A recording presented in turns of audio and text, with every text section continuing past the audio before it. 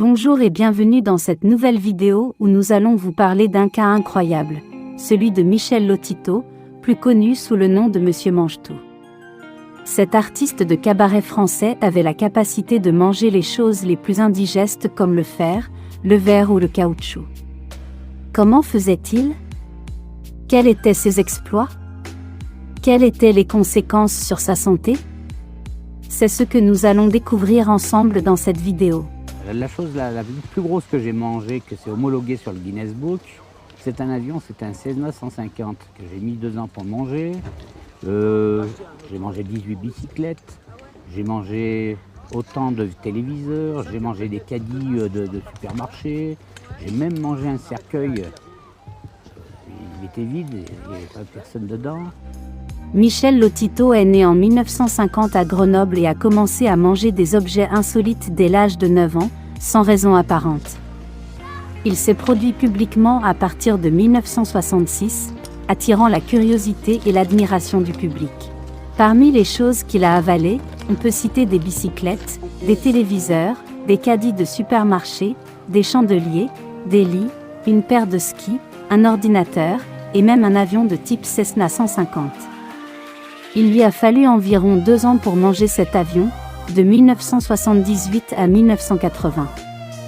Au total, il aurait ingéré près de 9 tonnes de métal au cours de sa vie. Mais comment faisait-il pour manger ces choses sans se blesser ou s'empoisonner? Selon lui, son cerveau lui suggérait de manger tel objet, et son estomac s'adaptait aussitôt. Il découpait les objets en petits morceaux qu'il mastiquait avec ses dents, qui étaient très résistantes. Il buvait beaucoup d'eau pendant son repas, et prenait de la paraffine comme apéritif pour lubrifier son tube digestif. Il mangeait environ 1 kg de matière par jour, en complément d'une alimentation normale.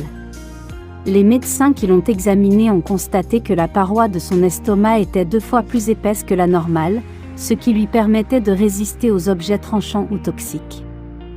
Il n'a jamais souffert d'hémorragie, ni de problèmes digestifs majeurs.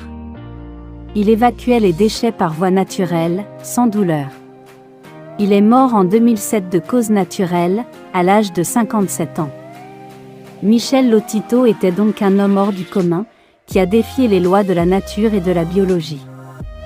Il a impressionné le monde entier par ses performances, et a été inscrit dans le livre Guinness des records. Il reste à ce jour le seul homme à avoir mangé un avion, et à avoir survécu à un tel régime.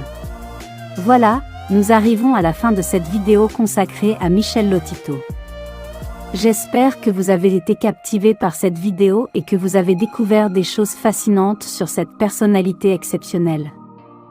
Merci d'avoir regardé cette vidéo, n'hésitez pas à vous abonner à la chaîne YouTube de Damas Sterling David Jr. et à partager vos commentaires, questions, suggestions ou impressions concernant cette vidéo. Un grand merci à vous et à très bientôt.